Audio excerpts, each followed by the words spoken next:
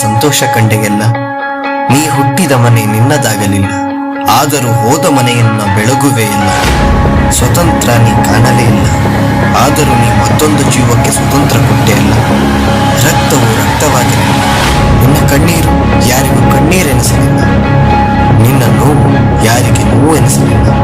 ಆದರೂ ನೀ ರಕ್ತವನ್ನ ಹಾಲಾಗಿಸಿ, ನೋವನ್ನ ಸಂಭ್ರಮವಾಗಿಸಿ, ಕಣ್ಣೀರನ್ನ ಸಂತಸವಾಗಿಸಿ, ಎಷ್ಟೋ ಕಷ್ಟಗಳ ಸಹಿಸಿ ಈ ಭೂತಾಯಿಯಂತೆ ಸಲುಗುವೆ ಈ ಜಗವ. ಮಾತೃದೇವೋಭವ. ನನ್ನೆಲ್ಲ ಮಾತೃರೂಪಿಣಿಯರಿಗೆ ಮಹಿಳಾ ದಿನಾಚರಣೆಯ ಶುಭಾಶಯಗಳು.